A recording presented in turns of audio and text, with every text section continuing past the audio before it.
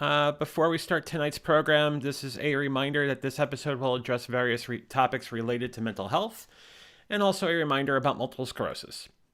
These may be sensitive to some of our viewers. Viewer discretion is advised.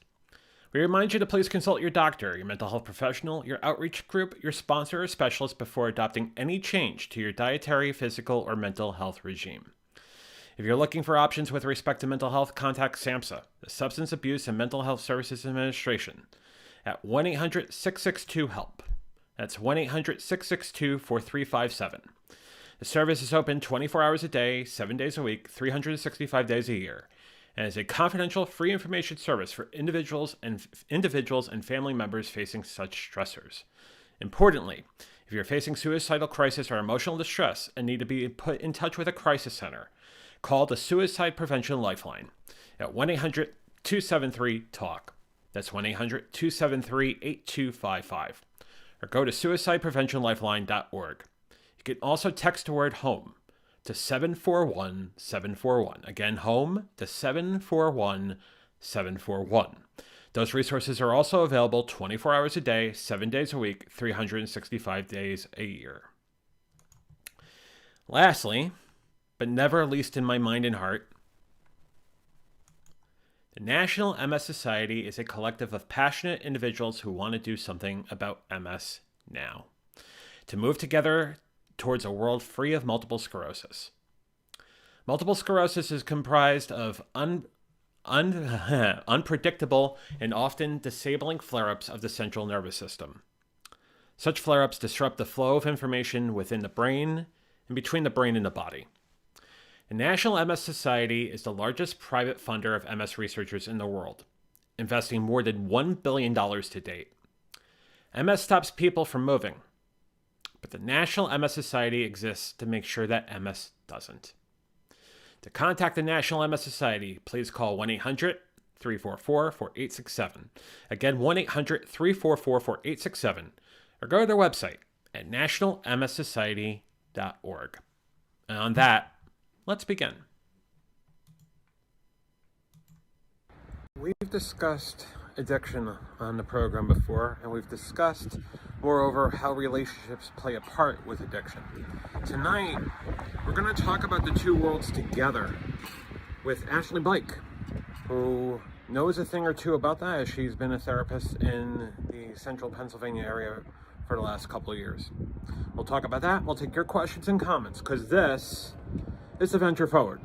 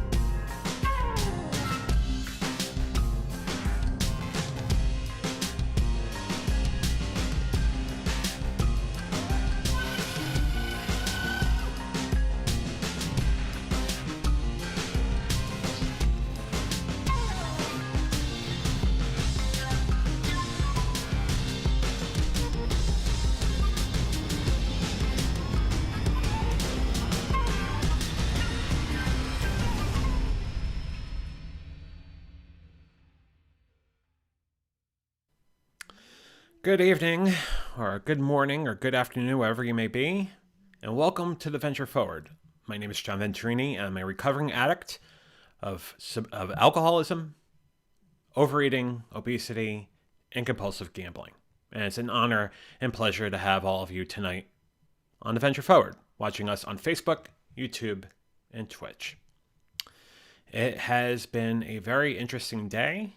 I would say off of the second half infusion, I'm starting to feel normal again, which is great. I'm very thankful for that. It's not a walk in the park by any stretch of the imagination, but I'm very thankful and very appreciative of Oservis and all the work that's being done with that drug. And certainly, if there's a world where I can go on without brain fog or this, that, or the other thing, well, it's a step in the right direction for sure. And related to that, and I think it's also evident by the last year and a half, especially the new normal that has been introduced to us in 2020, there has been different constructs with our lives.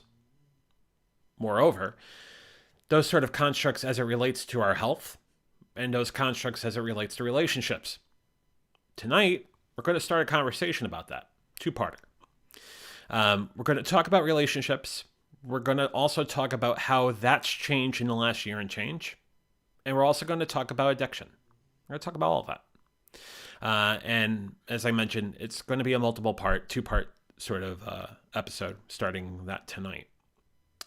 I'm going to say hi to all of you on Facebook, YouTube, and Twitch. And we have Jamie over on YouTube. Hello to you. Hope you are doing well. Good to see you this Thursday evening. No point to continue the introduction and whatnot. Let's get our guest on.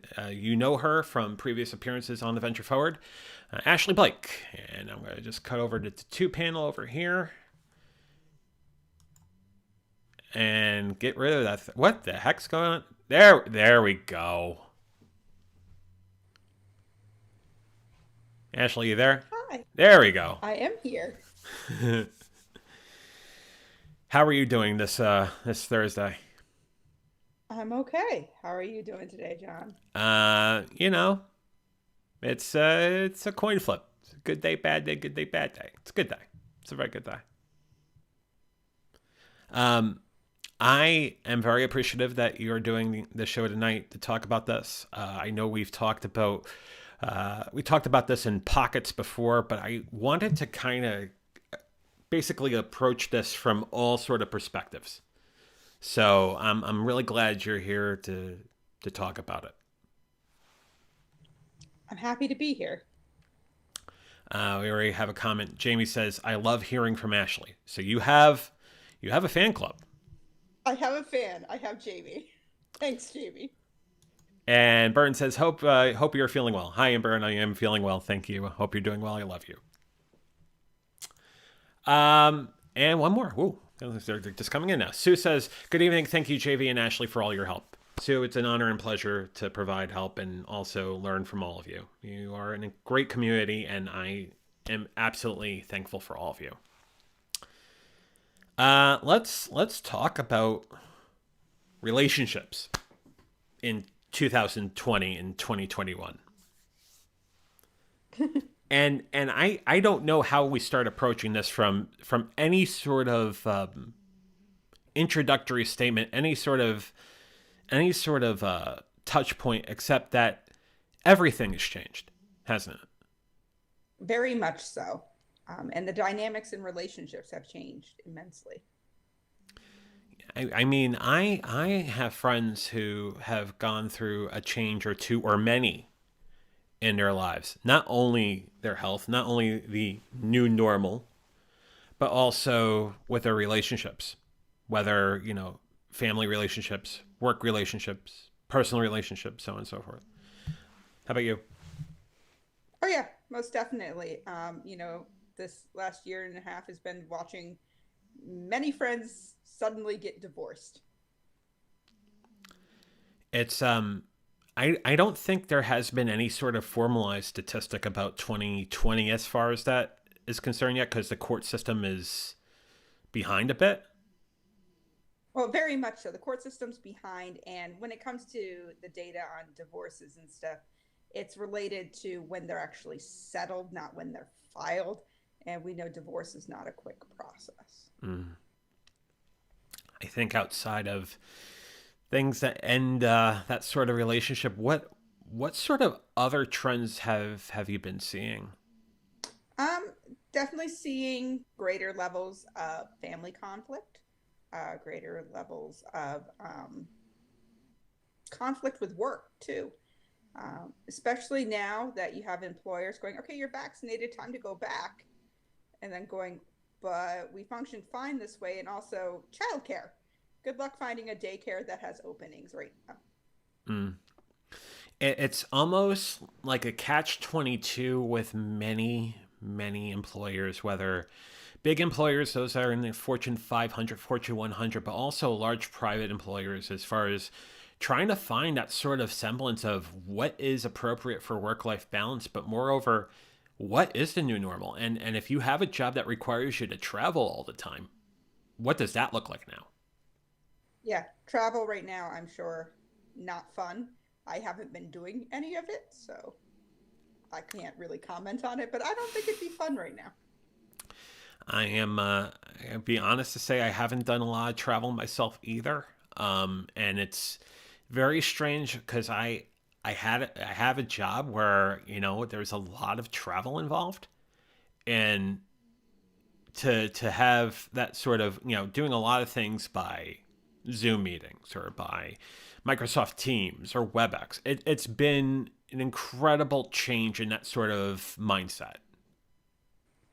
Oh yeah, definitely.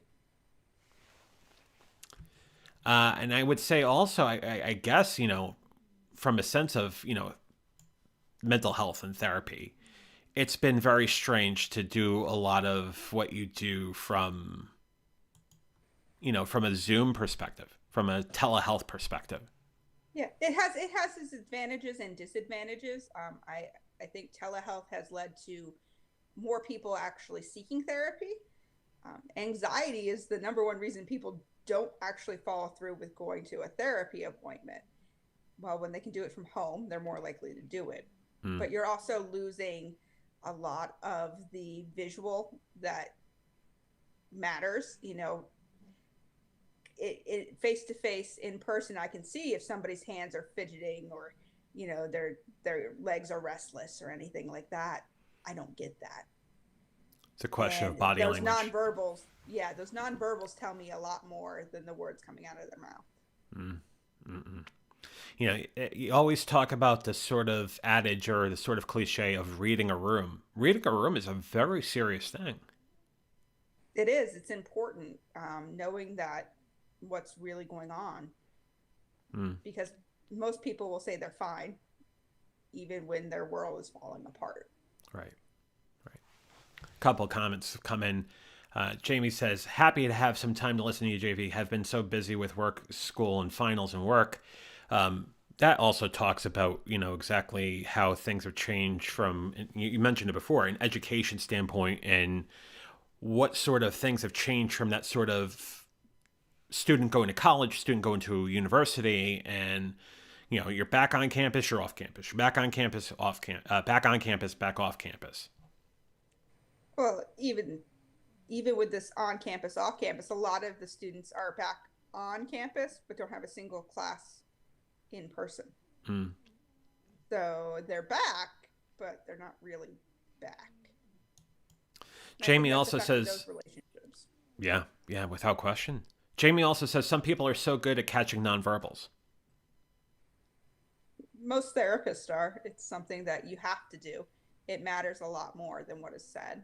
And says YouTube didn't want to show me anything. Uh oh. Better, better look at Restream after this. You're missing out, Sarah. Good Well, stuff. we're glad you're here, Sarah, nonetheless. Um, let's dive down a bit on this, right? So we talk about the changes on work relationship, parent-child relationship, couple relationship, personal relationship, marriages, whatever. What are the differences that you've seen between those realms and what this has brought upon us in the last year and a quarter? Well, I think this sort of forced being stuck together is what has led to a lot of problems. Most people don't engage in open and honest communication with people in their lives, including their partners. Hence why I'm seeing a lot of people splitting up, seeing sort of these differences in the parent-child relationship too, but I see those actually becoming a lot more positive. Mm-hmm. Parents working from home, um, you know, they're having more quality time with their kids. There's Yeah. no more hour commute to get home. I a lot of my friends who, have kids and have families have really been adamant about how much more time they've spent with their kids and, basically growing that sort of familial unit. Yeah, and that's something we had lost as a society for so long. We were constantly moving so much that we weren't having quality time. There may be quantity, but not quality. And so there's more of this quality interaction between parents and kids. I with respect to personal relationship, and I kind of hinted at it in the 6 months I've been doing this show. But I figure I at least explain it now in the sense that for a very long time I was married. I was married for 15 plus years, and prior to the pandemics, there goes the demonetization, whatever, right? Prior to all this, we went our separate ways. And then you throw in the strangeness and just surreal sort of nature of what the last year and change has been. And it's just made things really, really, I wouldn't say difficult per se, but just things that you couldn't see coming. And quite frankly, you can ask any sort of legal personnel, they haven't seen it coming either.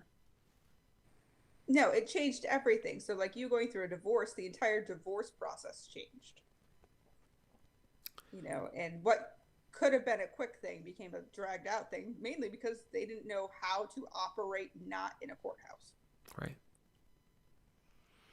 And the strange thing is, even today, in April of 2021, a lot of those sort of proceedings are still phone calls or Zoom meetings or whatnot. They are, and they're anything that's complicated that really needs like intense analysis of things like tax returns and stuff. It's just not happening. Right. Right.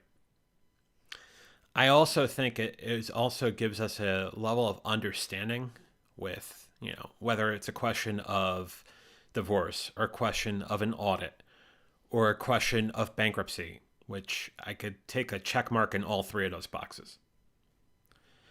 I think there's more of an interpersonal communication that takes place between legal staff or, the IRS or the U.S. bankruptcy court or whatnot, and the participant, the petitioner, the person that's claiming bankruptcy, the divorcee, the person that's being audited. I think as much as it seems strange, I think it also allows for a lot more human connection, at least from my experience. Maybe yes, maybe no. I mean, I worked in the court system, and there's something about being face to face with a judge Mm-hmm. and making your case versus Zoom. Right. Right. I don't I don't know how we could ever make Zoom or WebEx or any of those sort of things more, I don't know, personable to the people who participate in a business level meeting. Now, as far as personal content, live streaming, and, Sarah knows about this, and Paul Burke knows, and Matt Haas knows, and I know about this. We try to do a lot of things to try to make it more personable to the audience. But I don't think it necessarily translates to legal proceedings. No, and legal proceedings would never be something that's like very intimate. Mm. It is very dry sort of things, but there is something that can be said about getting to look someone in the eyes, Right. and stating your case. It's funny when it comes to what I was dealing with on Wednesday. Bankruptcy was Wednesday, but I was told that the person that's representing who's the trustee doesn't really work well with Zoom or whatnot, so it might be a very quick call, and it was, but very, very nice gentleman. Thank you again. But it's just there's a learning curve for a lot of different things going on here. You've had to adapt. I mean, and this showed us who is really adaptable and who isn't. You know, and where the technology gap really is. Right. There are definitely many people who thought they were good with technology until this happened. Then it got a rude Me awakening. being one of them. Oh, I think it definitely goes across the board, doesn't it? I mean, there are things that have been, basically proven to me, and I thought I was ahead of things too. So there you go. So we don't, going back to, I guess, the list, I don't think we understand truly what the divorce rate is going forward, but I could tell that it's definitely changed somewhat. I think we're going to see in the next couple of years an increase being shown. It's just waiting for that data to, be pulled and analyzed and all of that good stuff. Right. So we talked about the ending of long relationships. I guess my next question is, how does one start a new relationship this time? How does that look? I mean, as far as, outside of the sort of introductory state of dating or whatnot, how does a relationship begin in this sort of new normal? Oh yes, what they've called, Zoom dating. Right. Like, how does that work? Does it work well? Eh. When it comes to romantic relationships, eh. I have found that you can make new friends this way, though. Kind of cool. Like I joined an online only book club. It's fun. I have to be honest. If it wasn't for this, I wouldn't have met the recovery groups of Recovering Addict, Sober James, Real Recovery with Nicole. I wouldn't have been part of Live Streaming Pros and Impartial Geek. I mean, I've learned and grew through a lot of different groups because of the new normal. Well, yeah. I mean, we had to find ways to fill our time that are healthy. And that requires you to go online and seek them out. Speaking of one of those friends from that I met in the last year and change, Sarah says, someone in my life is having a very big difficulty with child custody issues, doing it outside of face-to-face contact, going back to what we were saying before. Yeah, it is a real struggle. And trying to get your point across when the nonverbals aren't there. And then custody's terrible to begin with. Custody court is where nobody ever wants to be. Add in this new layer of dealing with technology and a lot of elderly judges who don't like it, and nothing is really getting done. A lot of courts have said if it's not an emergency custody petition, we're not hearing it. So that means you just be stuck, possibly for another year. Yeah. I mean, is it a question of are we waiting for that sort of herd immunity? Are we waiting for the vaccinations? What about all of the offshoots? What about all these mutations and whatnot? I mean, what is the general CDC stance? Not that I don't think anyone fully knows, but... Yeah, I don't think anybody fully knows. From my friends who work in the court system, they're kind of going with only what is absolutely necessary is being held in person right now. So that's criminal proceedings that can't be delayed, emergency petitions, and PFAs. Anything else is not happening. You got a lawsuit, guess what? It's not happening. No, it's not. Hey, Christina, how are you? Hope you're doing well over down in Florida. Sarah goes on and says, I've made friends, but I do not feel in any way comfortable with the idea of online dating. Well, the idea of meeting people online just in general was always a little nerve-wracking, but now it's like your dates have to be online too. And what kind of dating are you really doing other than chit-chatting, or like you're both watching the same Netflix show and talking about it? I had a handful of dates before I met a certain individual who might be in the next window over there. Hi. That way. That'd be me. Yeah, that'd be it. But they were all strange dates. I mean, it was coffee, and it was just very light stuff, and it was like, okay, it'll be coffee and maybe a light meal, but that's the end of it. Yeah, you can't spend too much time together. Can't, maybe hug each other. Maybe, most likely not. Very strange. Does a pat on the shoulder work? Could you? Could Nope, you? nope, nope, nope. Elbow. No. It's got. Oh, it's like. Yeah, you got to do the elbow bump, right? Right. Yeah. I guess we've broken tradition. Jamie says online dating is a no for me, dog. So she's channeling her Randy Jackson on that one. Indeed, she is, and it's okay if it's a no, it's a no, and that's fine. Nobody's saying you have to online date. No. And it is a nerve-wracking experience. Christina says online dating is scary. Yes, it is. And yet, I met somebody in the next window that way. Oh, right. Yeah, him. Let's see. And then Sue says, I love watching you all live streaming. I hate Zoom. Not many people like Zoom. I spent what 3.5 hours at a Zoom meeting this afternoon. That was terrible. That was torture. And people still can't figure out how to mute themselves and unmute themselves. What I mean, without leaving any sort of detail, was there any inappropriate things that happened to 3.5 hours, like someone accidentally leaving the microphone on as they went to the bathroom? Oh no, somebody was screaming at their kids though. Oh, that was great. Well, that's. Sometimes we hear you yelling at your son. Well, that's interesting. Yes. Man. And I think it's an interesting comment to bring this comment up, but I'll go with it. Sarah says it's horrible for the kids involved, dangerous actually. That's going back to the whole the custody stuff. Yeah. Right.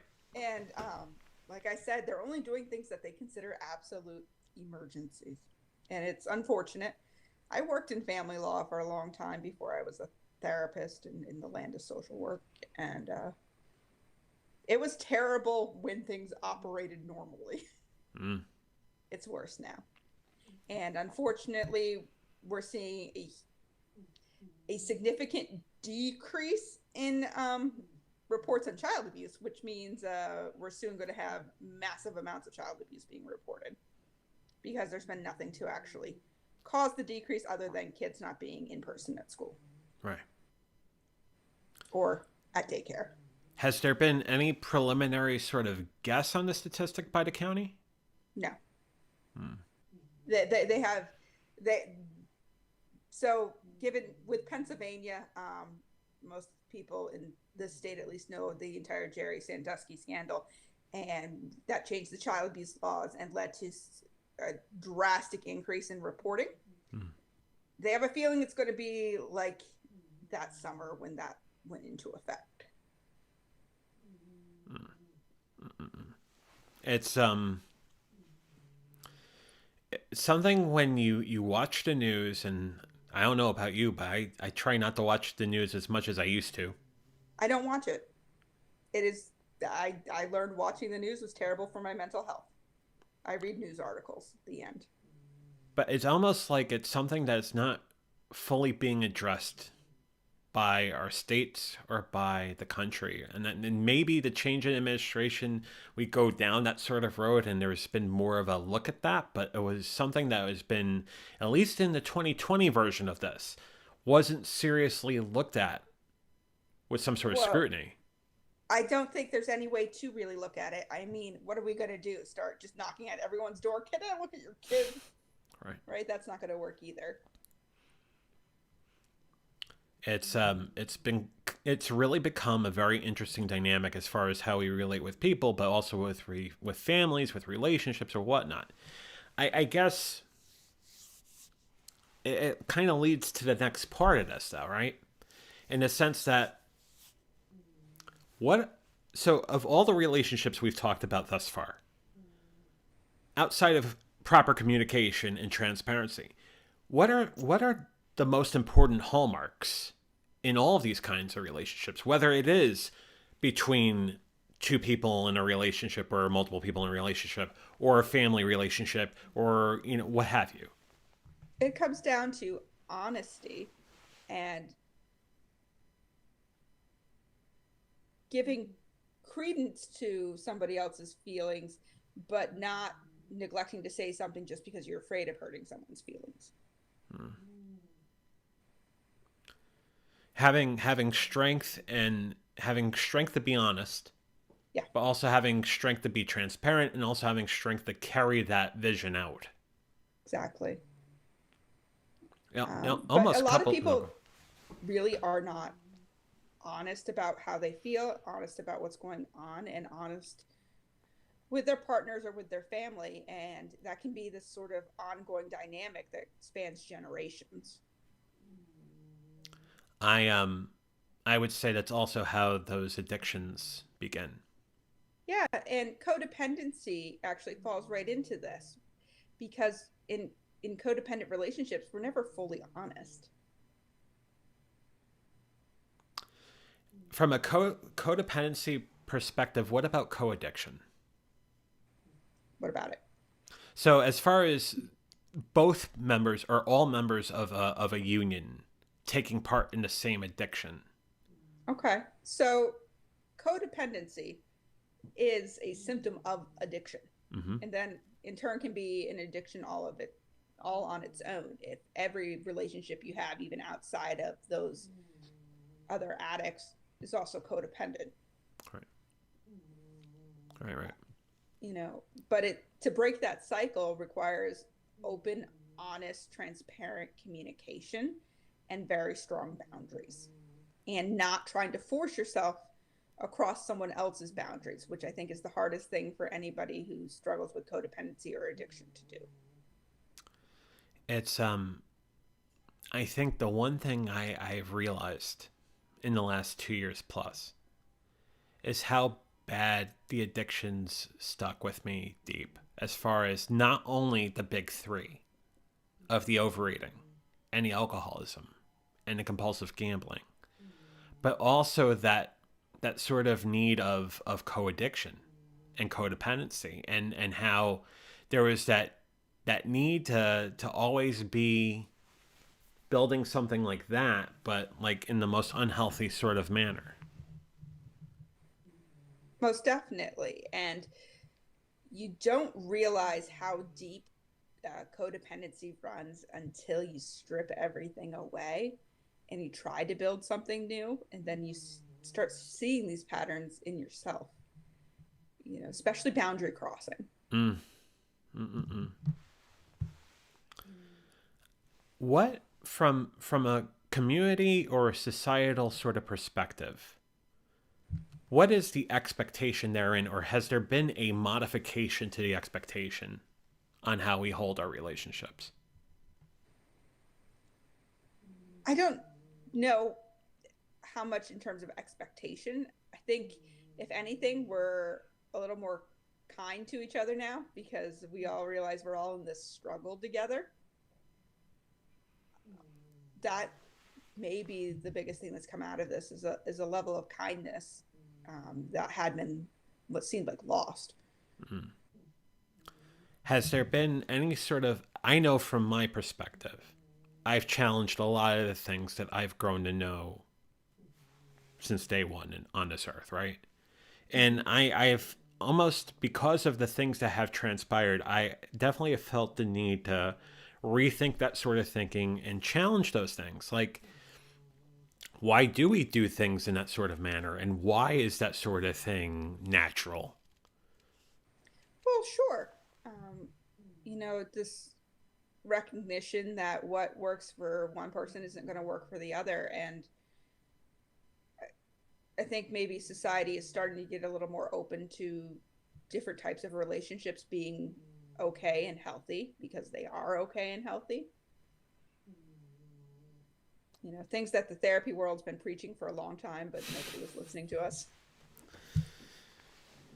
The therapy world's been talking about it for years, and it just takes within the last 5 to 10 for theologians and others to start saying, oh, maybe there's something to that. Well, yeah, that, and you know, if Netflix makes a show about it, then it's okay.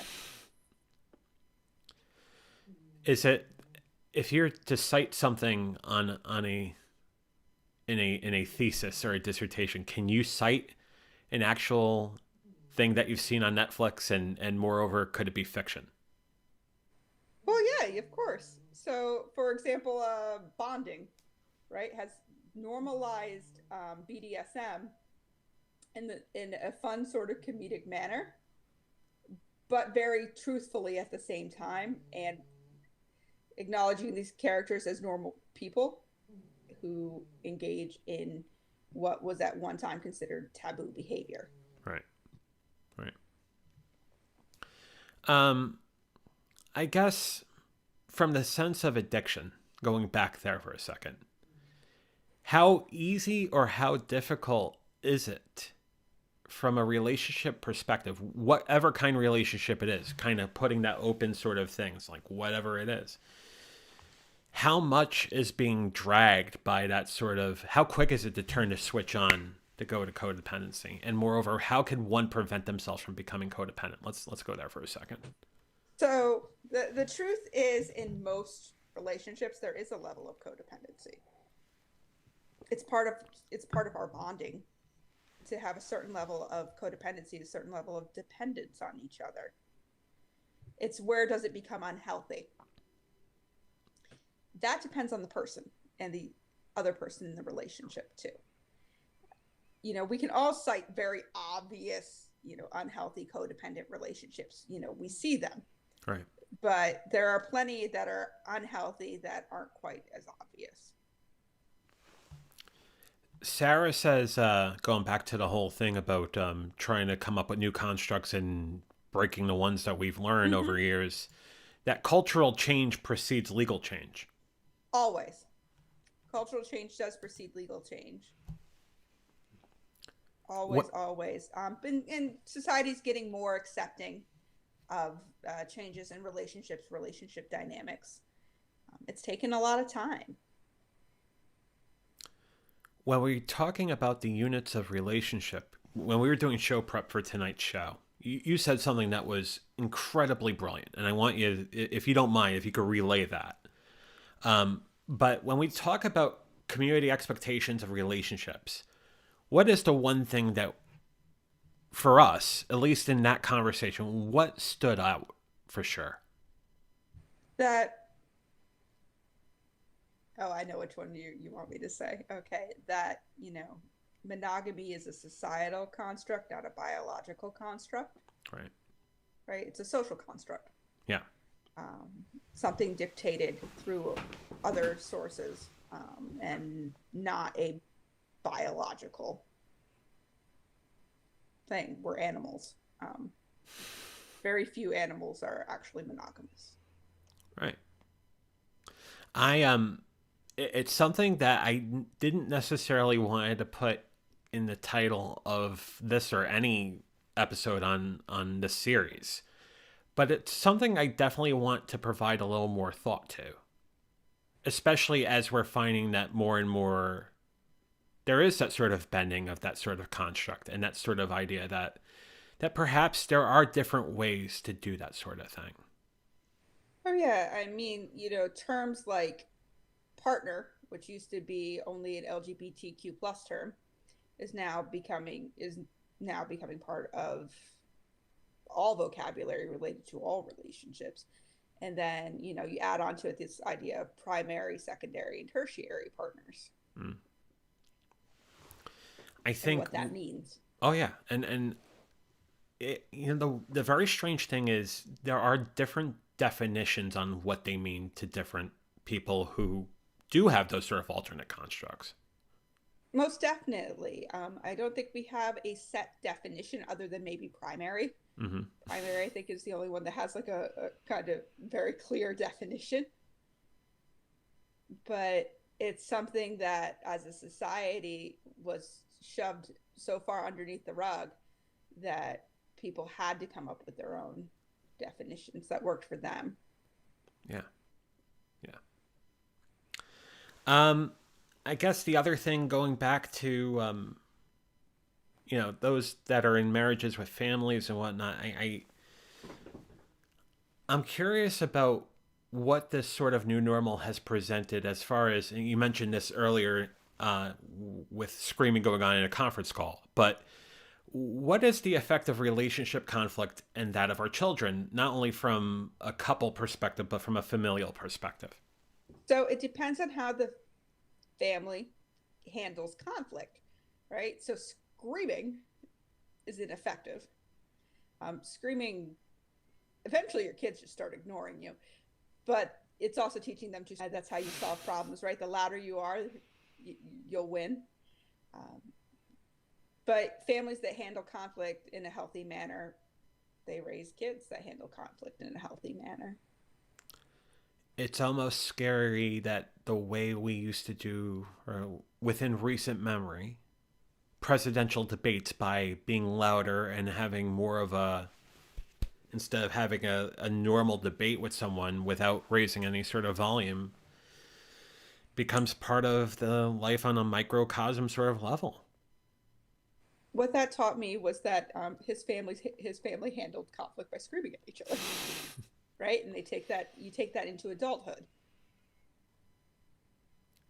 I mean, there's something about being loud and everything, but at some point, you actually want to have rational discourse, I would expect. He didn't want to have rational discourse. He wanted to win. But do you really want to win? At some point he did. Yeah, maybe. Or he wouldn't have stayed. What's also funny is that when you get into those sort of arguments, then you start wondering, well, what are we really fighting about? And then moreover, is it apparent what we're fighting about, or is there something underneath the covers that we are fighting about? Yeah, what's the real thing you're fighting about? I have a dear friend that I watched her get into a fight with her husband that devolved all the way down to when they had gotten married, which was many, many, many years ago. And the groomsman sprayed silly string and it got on her dress. And I'm like, really? So, this is like 15 years later, we're still fighting about this. What's the real issue? Because the real issue has nothing to do with silly string on the dress. It's a very fine product. You could pick a wonderful can of it up at Party City or whatever and have the most multiple colors. Yeah, right. The most wonderful levels of fun with silly string and that's oh man. Oh geez. Do you think that conflict will ever be resolved, and what would it take using that sort of mind? Nothing to do with the silly string. It has everything to do with something else. What that something else is, I don't know, because they were not being honest with each other about what the real issue is. Has there been any sort of hindsight on what that has? That 15 years ago, has there been any sort of context clue that's been raised? Well, I'm not going to get into that. Okay, my friend. Boundaries. Boundaries. No. Boundaries, and people are watching this. That's right. It's going to 19 million people in the world. No, I get that. And the thing is, I know from the experiences that I've had 20 years ago, 25 years ago, you'd be doing the most inane and taciturn sort of thing, and then all of a sudden, oh, that's what that meant. But then you think about the fight that you had and the fights that you've had up to that point, and then it's like, well, now what do I do? Be honest with your feelings. It goes back to honesty and transparency, doesn't it? It does. And if you're honest from the get-go, you don't have these dumb fights that constantly devolve back to something that happened years ago that has no effect on anything going on now. It's amazing. The silly string had nothing to do with the here and now. Silly string, man. It'd be funny if it was, instead of silly string, maybe a super soaker.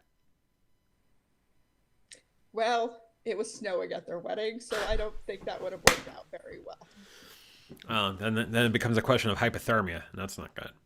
Exactly. Sue says, my mom is still fighting me about the outcome of the election. I gave up. Yeah. So when I drive by and I see Trump signs still out there, I tend to yell in my car, "Get over it, he lost." And John knows this for a fact. He's been with me in the car when I yell. I hear it, and I smile and I nod. Yeah. Yep. I'm not the one screaming it, but I am smiling and nodding when someone does say that sort of thing. I guess I'm really, really am independent. It's like, yeah, you lost. What happened? Well, we never used to keep signs up after election, especially for the candidate that lost. Do you still yell at the Dukakis banner? Hey, I saw a Ron Paul 2012 sticker the other day that I went, he had no chance of winning. Why is this still here? Sue says exactly. Sue, you can join me any day yelling at the signs as you drive by.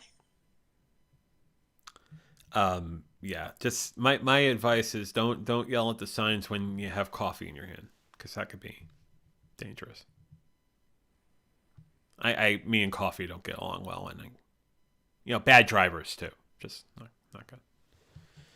And how I make up curse words, yeah. Oh, the things you learn. Anyhow, Yes. any final comments about the change of what relationships, but also health and relationships look like in the last 12 months? It's taught us what's healthy, what's not. And I think a lot of people are realizing just how unhealthy things were. And then they're making their decisions from there to change or to move on. Both are fine as long as you're doing what's healthy and being honest. I want to go off script for 60 seconds. I probably go back to the rest of this. Like but this was on script at all. You're right. There is no script. There is no script. I wanted to, given what has transpired since late November, I wanted to personally thank you for dealing with someone who had to come to the realization that he has multiple sclerosis, and also going through many doctor visits, many calls with neurologists, trips into trips into UPenn and the Perelman Center and whatnot. That of you and quite frankly your father too, Keith. Thank you. The universe is a very funny place. It really puts us in touch with people when we don't even realize what's going on, and when it happens and we have this sort of I'm really thankful. I'm really thankful. I'm happy to be here, John. I'm happy you're here, Ashley. And I guess this would be a shameless plug, but Ashley will be with us again tomorrow, along with Matt Haas and with Mr. Paul Burke for VF Talks at 5:15 Eastern, 2:15 Pacific, here on the Venture Forward channel. Wherever you like to watch the Venture Forward, whether it is on Facebook, YouTube, or Twitch. Ashley, thank you for joining me tonight. I appreciate it. It's my pleasure, John. I'll do this show whenever because I live here. Ashley, have a great night. You too.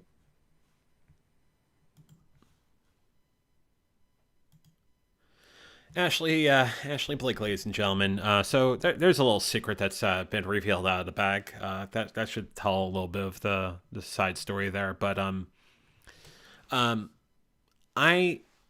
it's been a very interesting couple of years, hasn't it? And moreover, within doing this show, The Venture Forward, since October, and now a lot of things have changed too. And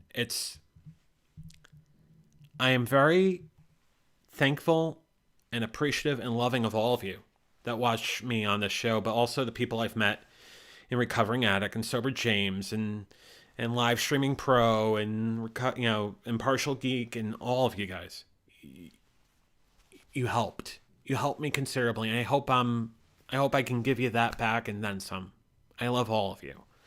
And that said, we will be back tomorrow at 5:15 Eastern, 2:15 Pacific for VF Talks with Ashley and Matt and Paul and all of you, because the interview mode will be on, and if you want to come on, we can take all your comments and whatnot, because what better way to wrap up this week is through a conversation or two. A couple more comments here. Sue says, love you both. Thank you always. And Jamie says, great guest as always. I couldn't agree more. And on that, I'll tell you the same thing I tell you at the end of every Venture Forward or VF Talks. Stay safe, stay sane, stay strong, stay sober. You're worth it. I'll see you tomorrow at 5:15 Eastern, 2:15 Pacific for VF Talks. Have a great night.